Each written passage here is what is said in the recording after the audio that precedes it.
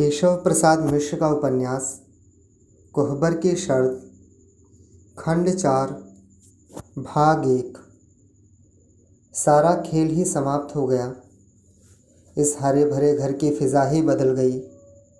उछलते कूदते हिरन के जैसे चारों टांगे एक साथ ही कोई बांध दे, चंदन बहराकर बैठ गया। सूझबूझ एकदम हवा हो गई।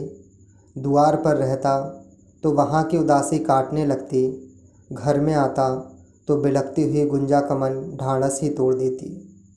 किंतु वह समझाने लगता, समझाते समझाते वह स्वयं भी रो पड़ता।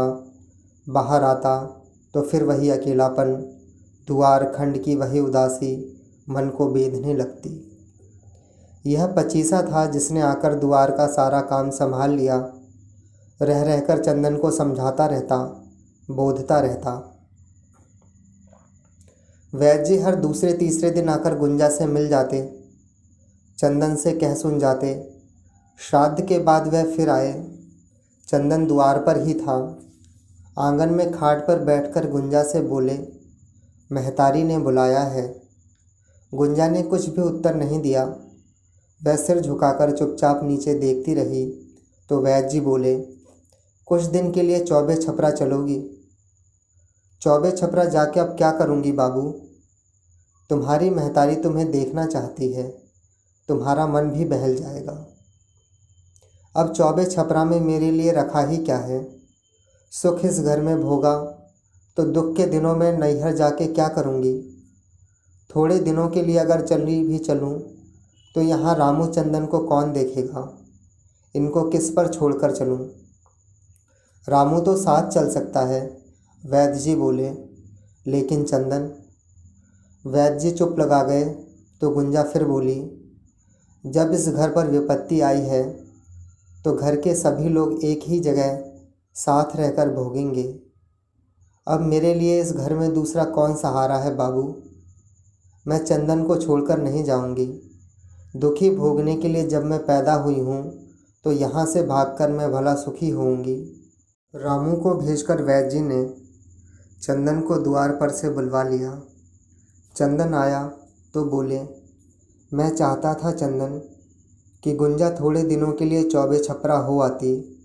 तुम्हारी क्या राय है? उनका मन हो तो चली जाएं, नैहर उनका है। लेकिन यह तो तैयार नहीं। तुम कहो तो शायद तैयार हो जाए। अपना भला बुरा ये खूब समझती हैं। मैं अब इनसे कुछ नहीं कह सकता। अब तो जैसा ये कहेंगी वैसा ही मुझको चलना है। बाहर 2 बैल, 2 लगहर, रामू, यह घर, इनको कौन संभालेगा? यह तो अच्छी तरह यही समझ सकती हैं। मुझसे आप नाहक पूछते हैं तो किससे पूछूं चंदन? घर के मालिक एक तरह से पहले भी तुम ही रहे हो, अब हो ही गए। मालिक मलिकाओं की बात छोड़िए वैद्य जी, जो हमारी किस्मत रही उसे देख ही रहे हैं। ऐसा भी एक दिन कभी देखना पड़ेगा, यह सपने में भी नहीं सोचा था। आप तो इनके बाप हैं, दुख में सहारा देने चले आए। मुझे तो अपने माँ बाप के चेहरे तक याद नहीं। होश संभाला तो भैया की गोद में। घर में दुलारने वाली मिली भौजी, सो भी न टिकी। अब तो भैया भी चले गए। बची हैं ये, सो इनको आप ले जाइए। आगे जो देखना होगा सो देखूंगा, भोगना होगा भोग लूँगा। सिर तो झुका ही है। चंदन की आंखें भर आईं। वह दूसरी ओर देखने लगा। नहीं नहीं, ऐसा ना सोचो चंदन। अब गुंजा को नहीं लेवा जाऊंगा। मैं अपने मन से नहीं आया था। इसकी महतारी इसे देखना चाहती थी। मैं तो यहाँ चला आया, लेकिन वे कैसे आएंगी? लेकिन मैं जाकर समझा दूंगा। फिर 2-4 महीने के बाद अगर हो सके तो दिन भर को तुम ही पहुँचा आना। वहाँ यहाँ वहाँ दोनों जगहों के लिए अब तुम ही बचे हो। वैद्य जी गुंजा को समझा बुझाकर वापस लौटे। महामारी का प्रकोप सिराने लगा। इसके बाद भी 2-4 लोग बीमार पड़े, लेकिन बच गए। गांव का उत्साह ही जैसे ठंडा पड़ गया। सभी एक ही बयार की चपेट में चित्त गिरे थे। उखड़े हुए उदास चेहरे, सबके दैनिक कार्यों में बेहद शिथिलता आ गई। जामुन वाली परती में यदा कदा ही कोई बैठता। सब अपने खंड द्वार पर, गांव की फिजा ही बदल गई। चंदन और भी सुस्त हो गया। न सरेह घूमने में मन लगे, न खंड द्वार पर बैठने की इच्छा हो। कभी यहाँ कभी वहाँ बैठ बैठ कर दिन काटने लगा। माघ बीत रहा था। खेत में मटर और चना गोटा रहे थे। पचीसा चंदन के सिर पर सवार रहता, बार बार टोकता, समझाता रहता। चंदन, इतनी बड़ी खेती गृहस्थी बर्बाद ना करो। भौजाई और भतीजे का मुंह देखो। जो हुआ सो बीत गया। जिसको जाना था चला गया। उसके कारण जो पास है उसकी ओर से आंखें क्यों मूंद रहे हो। ऐसी जमी हुई खेती यदि उखड़ गई तो कहीं के ना रहोगे। रोने धोने और उदास रहने से कुछ नहीं मिलता। पीठ की धूल झाड़ पोंछ कर खड़े हो जाओ, आगे बहुत काम करने हैं। पचीसा के बार बार समझाने से चंदन कुछ संभलने लगा। खेत सरेह घूमने लगा, काम में रुचि लेने लगा। जब तक बाहर रहता, मन लगा रहता, घर आता तो गुंजा को देखकर उसका सारा धीरज टूट जाता। गुंजा जैसे फिर कुंवारी हो गई। कौन कह सकता था कि इस मांग में कभी सिंदूर भरा होगा। इस उम्र में तो बहुत सी लड़कियां कुंवारी रहती हैं। कभी कभी गुंजा के तीनों रूप चंदन की आंखों में नाचने लगते। कुंवारी गुंजा, सुहागिन गुंजा और अब की निस्तेज, बुझी हुई, मुरझाई विधवा गुंजा। चंदन भीतर ही भीतर कांप जाता। गुंजा चुप हो गई। उड़ने वाले रंगों में रंगे हुए चित्र की भांति उसके चेहरे की कांति फीकी पड़ गई। आँखों के नीचे कुछ स्याही आने लगी। चंदन बार बार समझाता, बार बार बोधता, अक्सर अपने अंगूछे से उसकी आंखें पोंछता, लेकिन गुंजा के उतरते हुए चेहरे पर पल भर को भी ठहराव न आया। चंदन एक दिन खींच गया, तो ठीक है, अब मैं भी घर में नहीं रहूँगा। क्या हुआ? गुंजा ने पूछा। मेरी एक भी बात जब सुनती नहीं हो तो इस घर में रह के क्या करूँगा? तुम्हारा घर है, तुम संभालो। तो जाओगे कहाँ? जहाँ मेरा मन करेगा चला जाऊँगा। इतना अब मुझसे सहा नहीं जाता। पचीसा कहता, भौजाई भतीजे का मुँह देखो, मन में ढाढ़स रखो। लेकिन तुम हो कि सारा ढाढ़स, सारा धीरज चुटकी बजा के तोड़ देती हो। आखिर मैं पत्थर का नहीं हूँ गुंजा। तुम एक मार में तिलमिला गई। मेरे सिर पर तो ना जाने कितने निशान हैं। मैं ही तुम्हें दुख देती हूँ। हाँ हाँ, मेरे सारे दुखों की जड़ तुम हो और कोई नहीं। अब तक जो हुआ सो हुआ। आगे भी चाहती हो कि मैं घुट घुट के ही मर जाऊँ? मुझसे अब नहीं सहा जाता। मैं घर छोड़कर चला जाऊँगा। चंदन ने अपना मुंह घुटनों में छिपा लिया। गुंजा उठ खड़ी हुई और चंदन का सिर ऊपर उठाती हुई बोली, तो कहो, मुझे क्या कहते हो?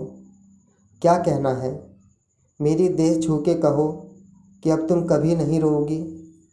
गुंजा चंदन का मुंह ताकने लगी तो चंदन ने अपनी बाँह बढ़ाकर कहा, लो, मेरी देह छू के वचन दो कि अब कभी नहीं रोओगी। गुंजा चंदन की बाँह छूकर बोली, लो, अब कभी नहीं रोऊंगी। चंदन बाहर चला गया। केशव प्रसाद मिश्र का उपन्यास कोहबर की शर्त, खंड 4, भाग 2। धीरे धीरे घर में स्थिरता आने लगी। गृहस्थी के काम में गुंजा मन लगाने लगी। घर एक ढर्रे पर आने लगा। चंदन बाहर भीतर के सारे काम नियमित रूप से संभालने लगा। घर का सारा बिखरा हुआ, उदास, अलस वातावरण सिमटने लगा। भारीपन कम होने लगा। खेती गृहस्थी के कामों में गुंजा चंदन बैठकर राय बात करने लगे। जिंदगी चल निकली। छपटी काटने वाली गणासी की धार मुरहा गई थी। सवेरे ही चंदन ने गणासी पचीसा को दे दी थी। कि रामपुर के लोहार से जाकर पिटवा लाएगा। दोपहर को खेत से हरियरी का बोझ लेकर लौटा तो गड़ासी अपनी जगह पर ना मिली। अगल बगल सभी लोग अपने अपने द्वार पर छपटी काट रहे थे, मांगता भी तो किससे। हार कर पचीसा के घर की ओर बढ़ा। बहुत दिनों बाद पश्चिम की बारी में पैर रखा था। मन में अजीब तरह की उत्सुकता भरी हुई थी। बाला को देखे हुए बहुत दिन हो गए थे। अब न जाने बीमारी के बाद उसका चेहरा कैसा हो गया हो। पचीसा की एक मड़ई के द्वार पर चाँचर चढ़ा था, दूसरी में भीतर कोई छपटी काट रहा था। आगे के नाद और फाटक के बीच चिकनी जमीन पर खड़े होकर चंदन ने आवाज़ लगाई, पचीसा। कोई उत्तर न आया। भीतर छपटी काटने का क्रम जारी रहा। खच खच की आवाज़ आती रही। चंदन ने फिर 2-3 बार धीरे धीरे ही आवाज़ लगाई, किंतु कोई उत्तर न आया। अब की बार कुछ सोचकर ज़ोर से पुकारा, पचीसा। भीतर छपटी काटने का खच खच का स्वर रुक गया और आवाज़ आई, कौन है? चंदन ने जो सोचा था वही हुआ। धीमे स्वर में धीरे से बोला, मैं हूँ चंदन। काम क्या है? बाबू घर में नहीं है, भीतर से ही बाला बोली। चंदन रुककर कुछ सोचने लगा। भीतर भी बाहर से कुछ सुनने का ही प्रतीक्षा थी। क्या बाहर नहीं निकलोगी? चंदन ने धीरे से कहा। इतना बहुत था। बाला की बीमारी के बाद उसे पहली बार चंदन देख रहा था। हाथ पैर झाड़ छपटी काटना छोड़कर बाला बाहर निकली। चंदन सहम गया। यह कौन है? वह बाला कहाँ गई? हाथ पैर और मुंह पर चेचक के बड़े बड़े दाग, उस गोल गोरे चेहरे की बड़ी बड़ी 2 आँखों में से एक। बाला ने मुंह फेर लिया। अब मेरी ओर देखोगी भी नहीं? देखने दिखाने लायक अब यह देह रही नहीं चंदन। नाता बस देह देह का ही था? चंदन ने पूछा। जो चीज़ आँखों को बुरी लगे उससे लगाव होता ही कहाँ है चंदन। मन का नाता भला कौन निभाता है? तू भी यही कहती है बाला। मेरे कहने ना कहने से क्या होगा चंदन? जो तुम्हारे सिर पर आ पड़ी है उसी से उबर जाओ तो बहुत है। इतना जो संभाल रहे हो तुम्हारे लिए कम नहीं। कल शीशे में अपना मुंह देखा तो लगा कि भगवान ने मेरा हक पद ही छीन लिया। जब रूप ही ना रहा चंदन तो भला मोह कौन देगा। अच्छा हुआ जो आ गए। बहुत दिनों से मन करता था देखने को। सोचती थी माई से कह के बुलवाऊं, लेकिन हिम्मत नहीं होती थी। और जब आया तो मड़ई के बाहर नहीं निकलती। चंदन ने बात कस दी। हाँ, यह एक आँख वाला कुरूप मुँह लेकर तुम्हारे सामने आने में थमती थी। भौजाई कैसी हैं? ठीक हैं। कुछ रुककर चंदन बोला, पचीसा को गणासी पिटवाने को दी थी, देखो कहीं रखी है क्या? देखती हूँ। बाला मुड़कर मड़ई में गणासी खोजने चली गई। 2-1 मिनटों के बाद गणासी लेकर लौटी तो चंदन बोला, कहते हैं नारियल का पानी मलने से माता के दाग बहुत जल्दी भर जाते हैं। नारियल का पानी मैं कहाँ पाऊँगी? मुझे कौन लाकर देने वाला है चंदन? और ये दाग भरें ना भरें, मन में अब कोई लालसा ना रही। संसार में कब किसका मन भरा है? रूप का घमंड कभी मन में आया था, सो परमात्मा ने चूर कर दिया। अब तो इसी बलिहार में दिन काटने हैं। कभी कभी सुधि लेते रहोगे तो मेरे लिए बहुत बड़ा सहारा होगा। अगर भूल बिसार दोगे तो भी क्या करूँगी? पहले सी बात अब कहाँ रही। ना वह मन रहा, ना वह उमंग रही। बाला की आंखें भर आईं। चंदन चुपचाप बाला की ओर देखता रहा। बाला की आंख से जब टप से आंसू गिरा और उसने अपने आंचल से आंखें पोंछी तो चंदन बोला, तू अपने ही भाग्य को रोती है? घड़ी भर को कभी मेरी किस्मत के बारे में सोचा है? हाँ चंदन, यह तो ठीक कहते हो। आदमी इतना स्वार्थी होता है कि उसे अपना दुख दूसरे के बड़े से बड़े दुख से भी भारी लगता है। जिस दिन भाई को फूंक कर लौट रहे थे तो मैंने तुम्हें देखा था। बड़ी देर तक यही सोचती रही कि आदमी से बड़ी उसकी किस्मत होती है। अपने किए कराए कुछ नहीं होता, और वैसा आदमी जो दूसरों के आंसू ही पोंछने के लिए बना हो, उसकी थाह कौन पा सकता है। चंदन, जाओ, तुम्हें देर हो रही होगी। हाँ, अभी छपटी काटनी है। चंदन लौट पड़ा। द्वार लौटते हुए चंदन का मन नए सिरे से उचट गया। जनेरा के खेत में मचान पर ही बाला बार बार आंखों के सामने खड़ी हो जाती। यह वही बाला है, लेकिन हिरनी की एक आंख कहाँ गई? चेहरा इतना कुरूप कैसे हो गया? भैया का चेहरा भी कितना भयंकर हो गया था। वह उनके साथ ही चला गया। तो सबको एक दिन चल देना है। यहाँ का कुछ भी टिकना नहीं, ना यह रूप, ना यह देह, और ना संसार की कोई भी चीज़।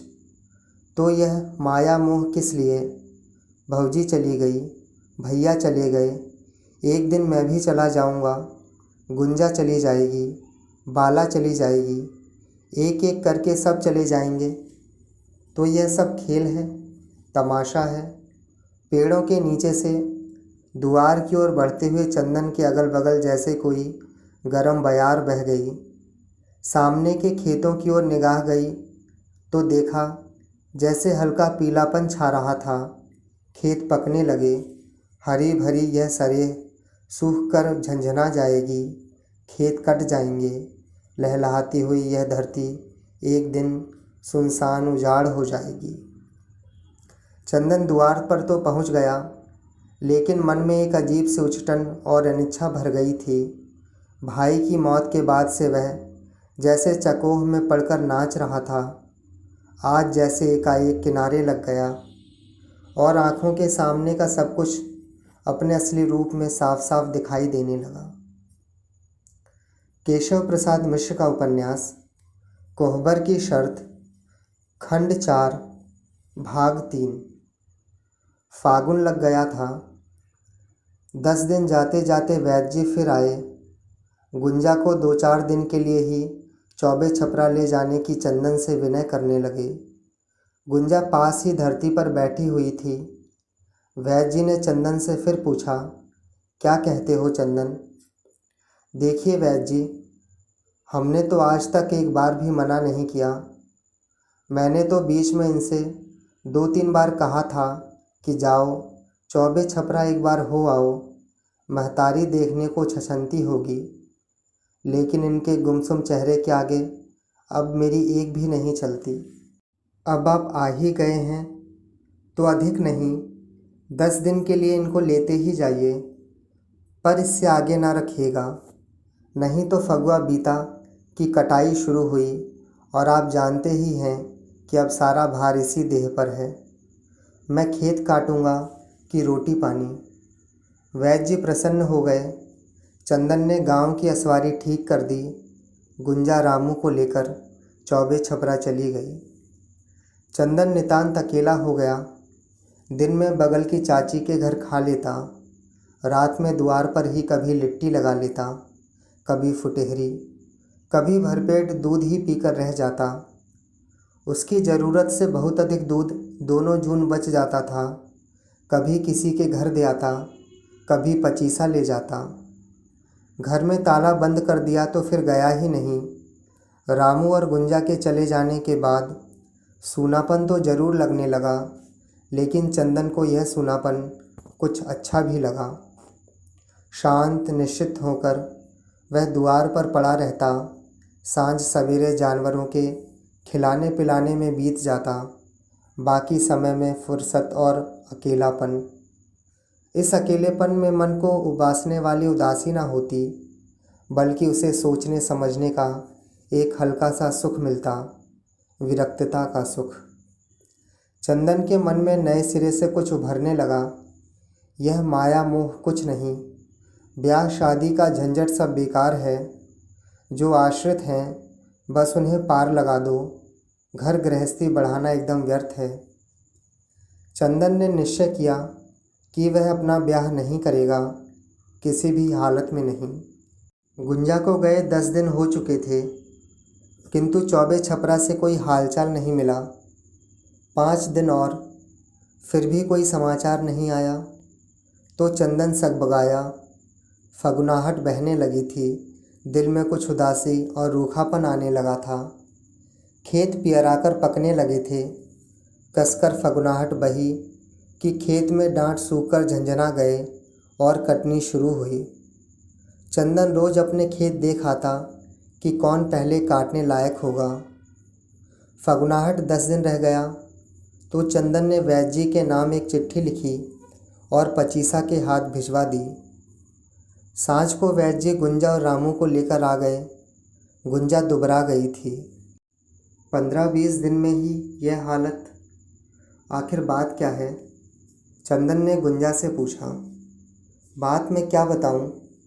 2 बार बीमार पड़ गई। हुआ क्या था? पहली बार तो बुखार लगा था, 3-4 दिन तक उसी में डूबी रही।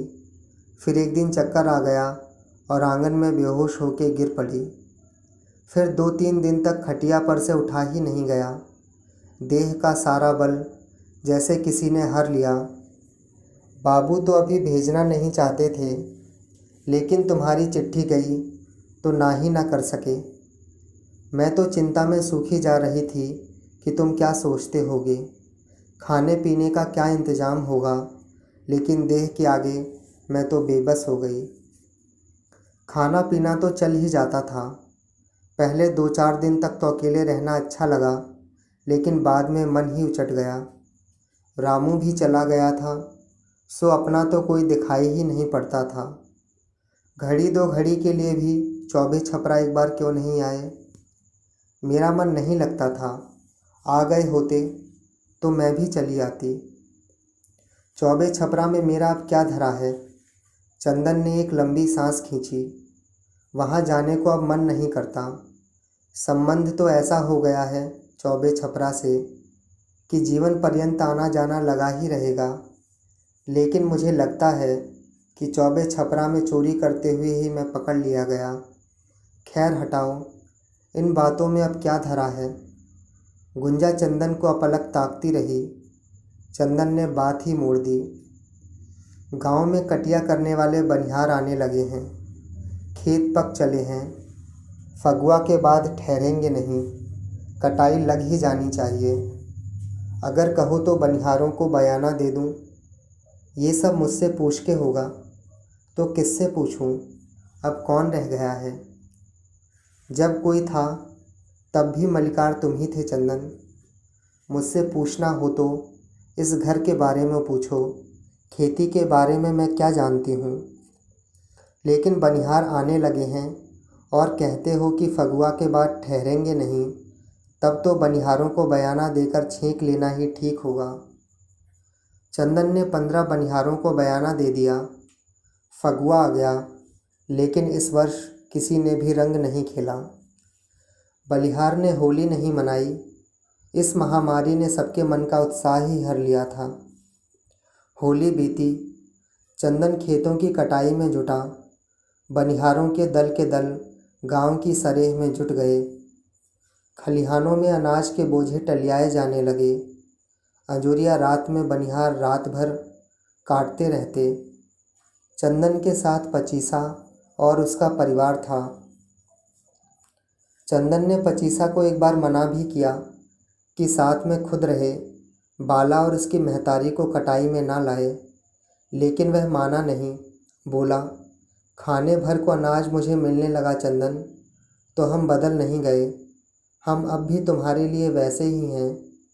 तुम्हारा जो उपकार हम पर है वह इस ज़िंदगी में भूल नहीं सकता। हम अब भी तो बनिहार हैं। तुम्हारे खेत में काम करेंगे, मजूरी लेंगे। चंदन चुपचाप रह गया। 10-15 दिन में कटाई समाप्त हुई।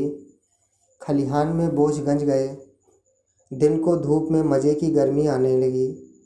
थोड़े दिनों तक बोझों को सूखने दिया गया। फिर दंवरी के लिए चंदन ने गेहूं के बोझों को खुलवाया। चैत बीत रहा था। लोग दंवरी कर रहे थे। गेहूं की दवरी में ही चंदन को 15 दिन लग गए। खलिहान में गेहूं भूसे के बड़े बड़े 2 टाल लग गए। फिर चना और तब सरसों की दवरी हुई। बैसाख की गर्मी और ऊपर से पछुआ, दवरी में ठाठ खूब टूटने लगे। बैसाख बीतते बीतते चंदन की दवरी ओसावन समाप्त हो गई। खलिहान में से अनाज अब घर ढोया जाने लगा। घर में खड़े हुए अनाज के गोठले और दीवार के सहारे रखे हुए बड़े बड़े मिट्टी के कूड़े जब अनाज से भर गए तो चंदन ने गुंजा से पूछा, साल भर के लिए खर्चे से अधिक तो अनाज घर में आ गया, अब बाकी का क्या करूं? खलिहान में अभी कितना अनाज है? तौल का अंदाज़ा तो हमें नहीं है, लेकिन जितना गेहूं घर के लिए आया है उससे 7-8 गुना ज़रूर होगा। 4 हिस्सा जौ होगा। पचीसा कह रहा था कि 20 मन चना होगा, 10 मन अरहर और लगभग 30 मन सरसों, बाकी और अनाज। सबके आंगन में गाड़ गड़ता है चंदन, देख के साध लगती है। हमारा आंगन सूना लगता है, कहो तो गाड़ गड़वा दूं? हाँ, खलिहान का आधा अनाज गाड़ में डलवा दो, बाकी बेच दो। लेकिन इतना अनाज क्या होगा? यह भी पूछने की चीज़ है। घर में परोजन पड़ेंगे, तुम्हारा ब्याह होगा, खाने वाले मुंह बढ़ेंगे। तुम भी सपने देखने लगी? चंदन कुछ हंसकर बोला, आंगन में गाड़ की तुम्हारी साध है तो पूरी हो जाएगी, बाकी तो मन का मोदक फोड़ना है। चंदन बाहर निकल आया। शायद देखकर 2-4 रोज के भीतर आंगन में गाड़ गड़ गया। गुंजा का मन हुलस गया। बाकी अनाज खलिहान से ही चंदन ने बेच दिया। खलिहान से अनाज उठ गया। साल भर माल गोरुओं के खाने लायक खोप में भूसा भर गया। तब जाकर चंदन ने चैन की सांस ली। पचीसा को उसकी मजूरी से 2 मन अधिक अनाज चंदन ने दे दिया था, सो वह जुड़ा गया था। जेठ की लू और तपन बढ़ने लगी थी। खा पीकर लोग अपनी अपनी पलानी में घुसते तो सांझ को ही निकलते। दिन भर पलानियों में ताश जमता। शादी ब्याह के दिखनरू घूमने लगे। लोग चंदन के लिए मंडराने लगे। वैद्य जी भी 2-1 लोगों को साथ लेकर आए, चंदन को दिखा गए थे। गुंजा से चंदन के ब्याह के बारे में बात भी चलाई थी, लेकिन गुंजा ने अभी तक चंदन से कुछ नहीं कहा था। दिन में खाना खाने चंदन आया तो खाना परसकर आगे बैठ पंखा झालती हुई गुंजा ने धीमे से कहा, अब आगे क्या होगा चंदन? चंदन ने कौर चबाते हुए गुंजा की ओर देखा। क्या करूं? आगे की कुछ सोचते हो? आगे की भगवान सोचता है, यह मेरे जिम्मे नहीं गुंजा। जो होना है वह तो आगे आता ही जा रहा है, लेकिन अपना धर्म उपदेश की सूझने लगी। धर्म उपदेश नहीं, लोक लाज की बात कहती हूँ चंदन। लोग तुमसे क्या कहता है? आज नहीं कहता तो कल कहेगा ही। घर की परंपरा तो चलानी ही है, इसमें कोई रोक टोक तो आई नहीं, घर चल ही रहा है। लेकिन इस तरह से हम और तुम कब तक रहेंगे? गुंजा ने फिर धीमे से कहा, मेरे फेर में तुम इतना क्यों पड़ती हो? तो किसके फेर में पड़ूं चंदन? मेरा अपना कौन है? अब मैं किसका मुंह देखूं, किससे सुख दुख की बात कहूं? तो चाहती क्या हो, खुल के कहो। मेरी ही चाह की बात नहीं है चंदन। चाह तो मेरी भगवान ने कभी पूरी की ही नहीं। मैं तो कहती थी कि मेरे नसीब में भगवान ने सुख नहीं दिया तो मेरे कारण तुम क्यों दुख भोगो। चंदन भोजन कर चुका था। हाथ धोकर बगल में थाली सरकाकर गमछे से हाथ पोंछकर दीवार से पीठ टेक बोला, अगर तुमसे मेरा ब्याह हुआ होता तो भी तुम मेरी आंखों के सामने इसी घर में रहती, सो है ही। अब और क्या चाहती हो? लेकिन अब लगता है कि इतना ही सब कुछ नहीं है चंदन। इसके बाद के लिए हम तुम नहीं रहे। देह की भूख प्यास भी तो कुछ है। मेरे लिए भगवान ने पग पग पर गड्ढे खोद दिए। अब तुम मुझे नहीं बचाओगे तो खड़े होने के लिए मुझे बराबर धरती कहाँ मिलेगी। मुझे तो जैसे रखोगे रहूँगी, लेकिन हम तुम दोनों से बड़ा यह कुल है, उसकी लाज है, वंश की परंपरा है। अब तो हमें उसके अनुसार चलना होगा। हम तो हमेशा नहीं रहेंगे, लेकिन जब तक हैं, यदि उस बीच कहीं भी हम चूक गए तो फिर यह सब कुछ उजड़ जाएगा। चंदन गुंजा का मुंह ताकने लगा तो गुंजा बोली, मेरा मुंह ना देखो चंदन, आगे की राह निकालो। चंदन के राह निकालने से यदि कभी कुछ हो सका होता तो आज यह सब ना हुआ होता। अब तो जो कुछ भी होगा उसे सिर माथे पर ओढ़ने के लिए तैयार बैठा हूँ गुंजा। ऐसा कह देने से अब मुझे कहाँ शरण मिलेगी। शरण तुम्हें वही देगा जिसने सब कुछ किया है, मगर सहारा तो तुम्हारा ही है। शुरू से अब तक तुम्हारा ही मुंह देखकर मन को ढाढ़स देती रही हूँ, लेकिन बाबू कभी कभी कहते थे कि जो दवा कभी प्राण बचाती है वही कभी घातक भी हो जाती है। यह ठीक कह रही हो गुंजा। मैंने कभी किसी को सुख नहीं दिया, लेकिन क्या करूं, भगवान ने मेरा आंगछ ही ऐसा बना दिया कि जिस बिरवे पर भी नज़र पड़ी वही सूख कर मुरझा गया। जन्म लिया तो महतारी बाप चले गए, पोसने पालने वाले भैया चले गए, दुलारने संवारने वाली भौजी भी चली गईं। कल तक जिसका भरोसा था आज उसी के लिए घातक बन गया। पता नहीं आगे क्या क्या देखना पड़े। बात समाप्त कर चंदन ने गुंजा की ओर देखा तो उसकी आंखों से गंगा जमुना बह रही थी। इसमें रोने की क्या बात है, हो या ना हो, लेकिन मेरे भाग्य में घुट घुट के ही मरना लिखा है, तो उसे तुम कहाँ तक रोकोगे। जिस घर को तुमने संवारा बनाया है, चाहते हो तुम्हारे ही सामने उजड़ के उसमें आग भी लग जाए तो लगे। घर तुम्हारा है, तुम घर के मालिक हो। लेकिन एक बात सुनो चंदन, अपने कोहबर की रात में होश में थी तब दीपा सत्ती की कथा भी रह रहकर याद करती थी और सोना में पानी भरा था। लेकिन मैं सब कुछ सह गई तुम्हारी आस पर, और आज तक यही सोचती रही हूँ कि तुम्हारे ही सहारे जैसे तैसे दिन कट जाएंगे, घाव में इतनी व्यथा न होगी।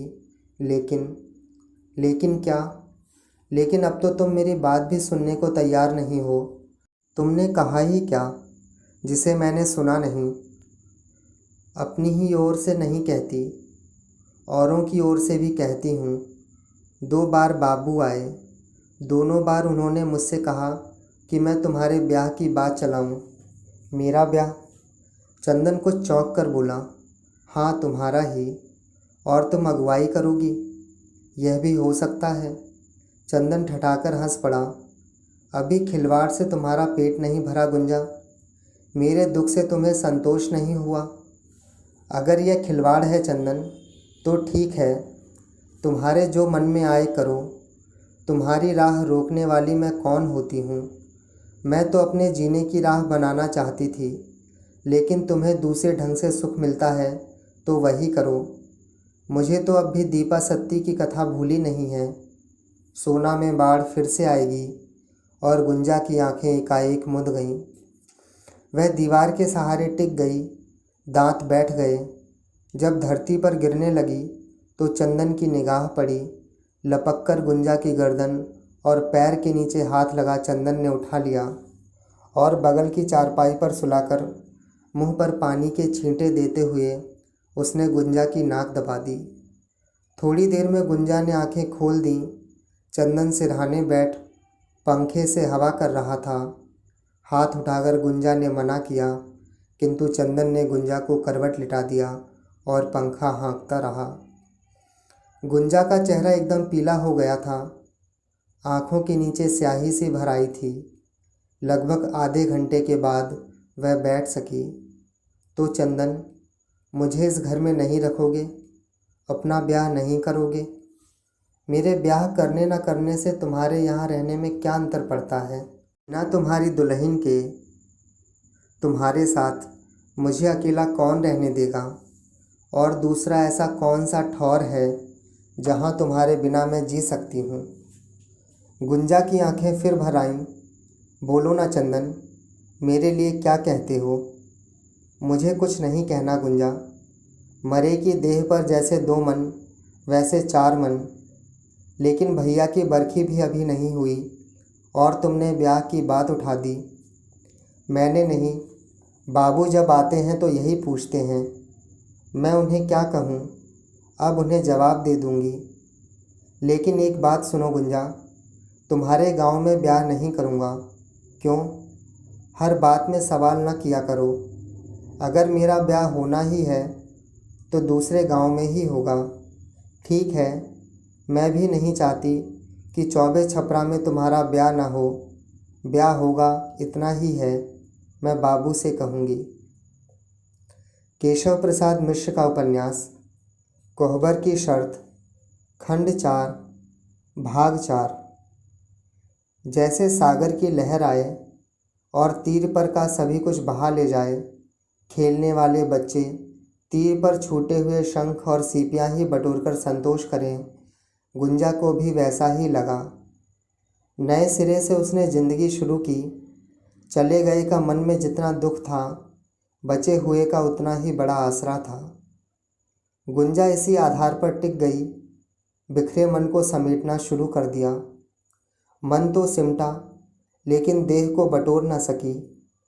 तन की कमजोरी धीरे धीरे बढ़ने लगी। महीने में 3-4 दिन तक नहा सकने की जगह 8-8 दिन तक वह नहा न पाती। इन 8 दिनों में देह से ज़रूरत से अधिक रक्त निकल जाता। कमजोरी बढ़ी तो बेहोशी के दौरे भी बढ़ने लगे।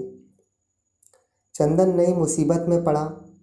वैद्य जी हर दूसरे तीसरे आकर गुंजा को देख जाते, दवा दे जाते। आने जाने की परेशानी से बचने के लिए वैद्य जी ने गुंजा को चौबे छपरा ही चलने को कहा, लेकिन गुंजा ने स्वीकार नहीं किया। दवा से अच्छा होना है तो यहीं रहकर भी अच्छा हुआ जा सकता है। आषाढ़ लग गया था। पानी 1-2 बार बरस गया तो लोग हल बैल लेकर खेत जोतने को दौड़े। चंदन सुस्त रहा। समूहुत नहीं करोगे क्या? गुंजा ने चंदन से पूछा। नहीं, अभी तो मन नहीं करता। इस साल बाढ़ आने की बारी है। भदई बोने से कोई लाभ न होगा। पहले ही खराब सोचोगे तो कैसे होगा? जो मेरा मन कहता है वही मैं करता हूँ गुंजा। मन के खिलाफ जब भी कुछ किया है, भोगना ही पड़ा है। गुंजा चुप लगा गई। आषाढ़ बीतते बीतते गुंजा ने चारपाई पकड़ ली। चंदन का एक पैर खंड में, दूसरा घर में रहने लगा। कब गुंजा बेहोश हो जाए अंदाज नहीं लग पाता। जब वह बाहर जाता तो रामू को घर में बिठा जाता। रामू को भी उसने नाक दबाकर मुंह पर पानी के छींटे मारने की तरकीब सिखा दी थी। घर में खाना बनाना, खंड में बैलों की देखरेख करना, फिर गुंजा को संभालना, सामने से दवाई देना। चंदन के सिर पर यह सब एक ही साथ आ पड़ा। वैद्य जी की दवा से विशेष लाभ ना हुआ तो चंदन ने दूसरे वैद्य को बुलाया।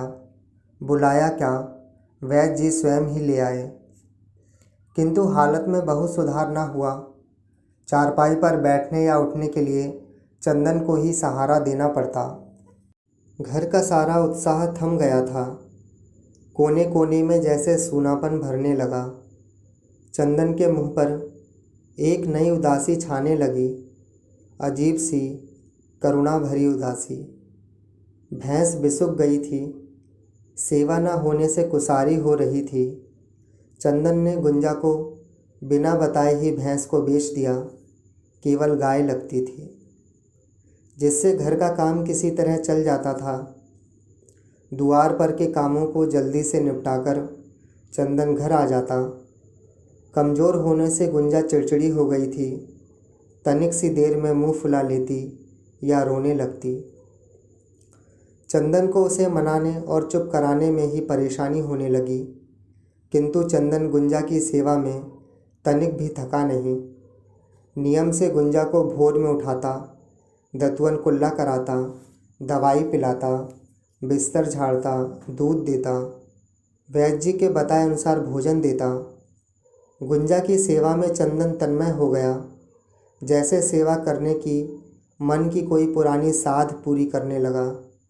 और गुंजा थी जो बैसाख की नदी की भांति धीरे धीरे कम होने लगी।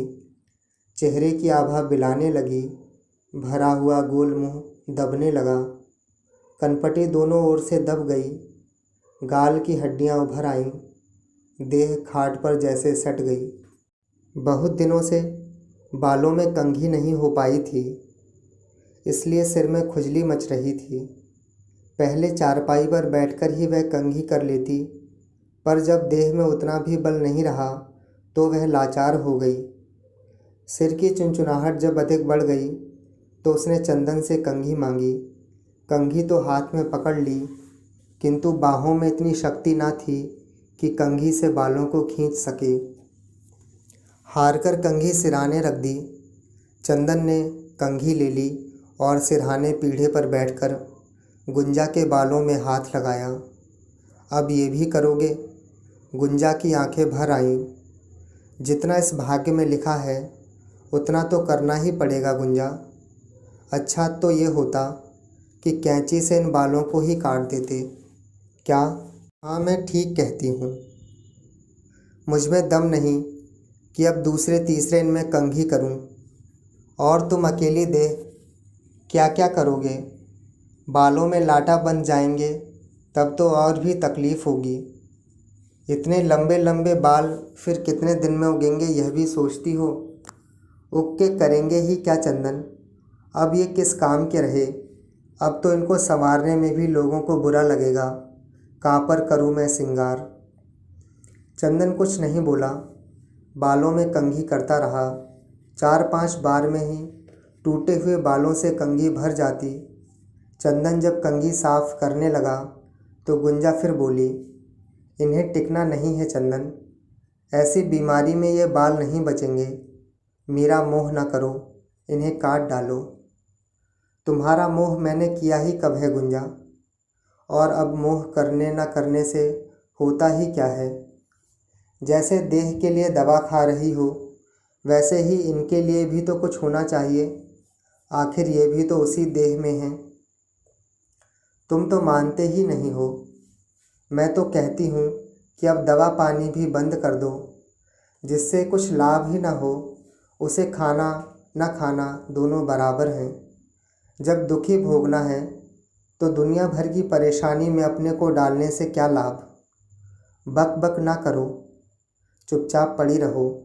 जब बोलना चाहिए था उस समय तो मुंह में ताला पड़ा था। जब चुप रहना चाहिए तो दुनिया भर का ज्ञान उपदेश छांट रही हो। कंघी करने में मुट्ठी भर बाल टूटकर निकल गए। धरती पर गिरे हुए बालों को फेंकने के लिए चंदन उठाने लगा तो करवट घूमकर गुंजा बोली, देखा, तुम तो मेरा कहा मानते ही नहीं हो। चंदन कुछ नहीं बोला, जंगले से बालों को गुमेट कर बाहर फेंक दिया। गुंजा फिर टुकुर टुकुर ताकती रही। 15-20 दिन के बाद गुंजा की हालत सुधरने लगी। सावन की बरसात शुरू हो गई थी। 10-12 दिन जाते जाते सोना में जल भर गया। चारों ओर हरियाली छा गई। लोगों ने भदई बो दी थी, किंतु चंदन था कि गुंजा की बीमारी से कुछ न कर सका। पचीसा ने अपने मन में थोड़ा सा खेत बो दिया था। खेत और खंड की देख रेख पचीसा ही करने लगा था। रात को वह अपने घर न रहकर चंदन के द्वार पर ही सोता, क्योंकि चंदन के लिए रात में भी घर में ही रहना जरूरी हो गया था। गुंजा का बुखार धीरे धीरे घटने लगा। बेहोशी के दौरे भी देर से आने लगे। इस बार वैद्य जी ने नाक में डालने की ऐसी दवा दी थी जो तुरंत बेहोशी को दूर कर देती थी। इसलिए बेहोशी के बाद आने वाली कमजोरी से गुंजा बचने लगी। वैद्य जी के चेहरे पर प्रसन्नता दिखी तो चंदन को अपार खुशी हुई। सोना का जल धीरे धीरे ऊपर चढ़ रहा था। भादों लगते ही गंगा जी ने भी जोर पकड़ा तो सोना और भी उफन गई। दोनों ओर के सरेहों में जल भर गया। बलिहार के चारों ओर बाढ़ आ गई। खेतों की फसल एकदम डूब गई। लोग वाहनों पर इधर उधर आने जाने लगे। इन 20-25 दिनों में गुंजा की स्थिति काफ़ी संभल गई थी, किंतु महीने के समय फिर से ज़रूरत से अधिक खून जाने लगा। चौथे पाँचवें दिन तो देह में अपार शिथिलता आ गई। बिस्तरे की चादर अक्सर खराब हो जाती। चंदन ने पचीसा को वैद्य जी के पास चौबे छपरा दौड़ाया। दोपहर को खाकर गुंजा सो गई थी। सोकर उठने के बाद दवा में मिलाकर देने के लिए चंदन पान का रस गार रहा था। सोई सोई ही गुंजा हिचक हिचक कर रोने लगी। चंदन रस गारना छोड़कर गुंजा को जगाने लगा। गुंजा ने आंखें खोली तो चंदन को अपने ऊपर झुका देख उसकी दोनों बाहें पकड़ जैसे डरकर बोली, चंदन, अरे क्या बात है, रो क्यों रही हो? और चंदन आंचल से गुंजा की आंखें पोंछने लगा। गुंजा तेजी से हाँफ रही थी। चंदन ने फिर पूछा, आखिर हुआ क्या? डर गई क्या? गुंजा की आंखें एकदम सफ़ेद हो गई थीं। डरी हुई धसी आंखों के सफ़ेद कोए अजीब से लग रहे थे। 5-7 मिनट के बाद गुंजा कुछ ठीक हुई तो उसने चंदन की बाहें छोड़ दीं। चंदन खाट की पाटी पर बैठ गया तो चित्त लेटी हुई गुंजा चंदन का मुंह निहारने लगी। कुछ बोलोगी नहीं? क्या सोच रही हो? सोच रही हूँ कि बहिना के ब्याह में कोहबर की रात जब तुम ऊँघ रहे थे तो तुम्हारे मुंह पर पानी डालकर आंचल से मैंने तुम्हारा मुंह पोंछा था, याद है चंदन?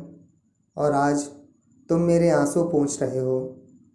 लू की गर्म बयार जैसे देह के असंख्य रोंगटे खड़े कर दे, चंदन वैसे ही बयार की चपेट में आ गया।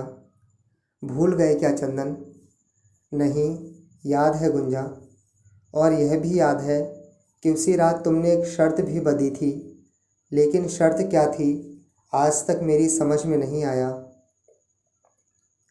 गुंजा की आंखों की कोरों से फिर टप टप आंसू गिरने लगे। चंदन के मुंह पर निगाह पड़ी, जैसे कहीं दूर देखती हुई जोर लगाकर सांस खींचकर बोली, अच्छा ही हुआ चंदन जो नहीं समझे।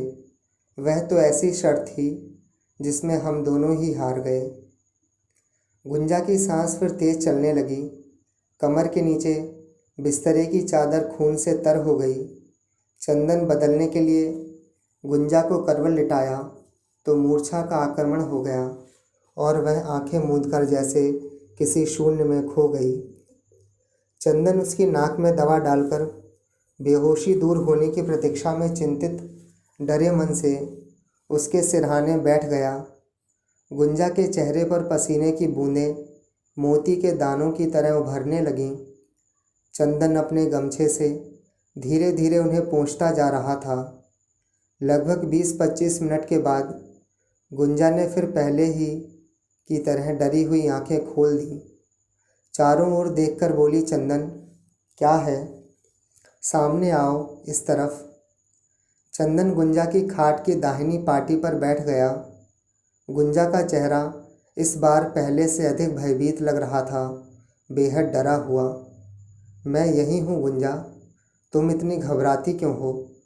मैंने अभी अभी एक सपना देखा है चंदन, कि आसमान में चारों ओर काले काले घटाटोप बादल घिरे हैं और एक बहुत चौड़ी नदी है जिसके किनारे बहुत ऊंचे हैं। उसी के किनारे किनारे आगे आगे तुम, पीछे पीछे मैं चल रही हूँ। गुंजा की सांस फिर तेज होने लगी, सीना फूलने चिपकने लगा। बहुत ही कोशिश के साथ वह फिर कहने लगी, और चंदन, मेरी गोद में एक छोटा सा बच्चा है। बच्चे को गोद में चिपकाए तुमसे सटी हुई मैं जल्दी जल्दी दौड़ रही हूँ और बलिहार के लोग हम लोगों को देखते हुए पीछे पीछे चले आ रहे हैं। एकाएक तुम्हारे पाँव के नीचे का कगार फट जाता है और तुम नदी में डूबकर मर जाते हो। चंदन, तुम डूब जाते हो। सांस फिर तेज हो चली, मुंह पसीने से तर होने लगा। चंदन उसके मुंह पर हवा करते हुए बोला, लेकिन तुम हाँफती क्यों हो? सपने से इतना क्यों डरती हो? नहीं नहीं चंदन, मेरे सपने झूठे नहीं होते। ब्याह के पहले भी जो सपना देखा था वह एकदम सच हुआ। अब यह भी सच होगा क्या? क्या कभी ऐसा भी हो सकता है चंदन? हाँफती हुई बेहद डरे स्वर में गुंजा बोली। तब क्या होगा? फिर गले से हल्की सी आवाज़ निकलते निकलते गले में अटक गई। गुंजा की आंखें मुद गईं। चेहरा शांत, स्निग्ध और शीतल हो गया। चंदन ने समझा बेहोशी का दौरा आया है। नाक में दवा डाल गुंजा के होश में आने की प्रतीक्षा में वह चुपचाप बैठा रहा। उसी समय वैद्य जी पहुँचे। बेटी की नासिका पकड़ी तो चौंक गए। कनपटी के नीचे दबी हुई हथेली पकड़कर बाँह सीधी करने लगे तो चंदन गुंजा का सिर उठा सहारा देने लगा। छोड़ दो चंदन, अब छोड़ दो। क्यों, क्या हुआ? जो होना था सो हो गया चंदन। गुंजा चली गई। केशव प्रसाद मिश्र का उपन्यास कोहबर की शर्त, खंड 4, भाग 5। बसवारी में पानी भरा था। बाढ़ के दिनों में सांप प्राय इन बांसों पर ही लिपटे रहते थे, इसलिए बांस काटना खतरनाक काम था। सांझ हो चली थी, इसलिए यह काम और भी कठिन था, किंतु बांस तो काटना ही था। चंदन चुपचाप दीवार के सहारे पीठ टेककर जड़वत बैठा था। सभी लोग उसे समझा रहे थे। वैद्य जी बार बार उसे उठने को कह रहे थे कि देर हो रही है चंदन, बाढ़ बूढ़े का दिन है, अंत्येष्टि क्रिया आज ही हो जानी चाहिए। किंतु चंदन पर इसका कोई असर नहीं हुआ। कफन पहनाना था। देर हो रही थी। पचीसा आया और चंदन की दोनों काखों को पीछे से हाथ लगा जबरदस्ती उठाकर आंगन में ले आया। बांस भी वही काट लाया था। अर्थी बन गई थी। गुंजा के शव को स्नान कराकर कफन पहना दिया गया तो घर में से विमान पर रखने के लिए वैद्य जी ने चंदन का कंधा पकड़कर उठाया। क्या है? उठो, हमारे साथ भीतर आओ। चंदन चुपचाप उठ गया। घर में गुंजा कफन में लिपटी हुई धरती पर पड़ी थी। यह क्या? चंदन ठिठक गया। कुछ नहीं चंदन, कुछ नहीं, धीरज रखो। आओ, उठाने में सहारा दो, मन में ढाढ़स रहो। चंदन, गर्दन और कंधों के नीचे हाथ लगाओ। गर्दन की ओर चंदन और पैर की ओर से वैद्य जी ने शव को उठाना शुरू किया और आंगन में रखते हुए विमान पर लिटा दिया। लोग अर्थी उठाने को तैयार खड़े थे। सबसे पहले रामू को कंधा लगाना था। वैद्य जी कुछ बोल न पाए। फिर चंदन ने अर्थी में हाथ लगाया। एक ओर चंदन, दूसरी ओर वैद्य जी, पीछे की ओर गांव से 2 आदमी और। अर्थी मचर मचर करती हुई कंधों पर उठ गई।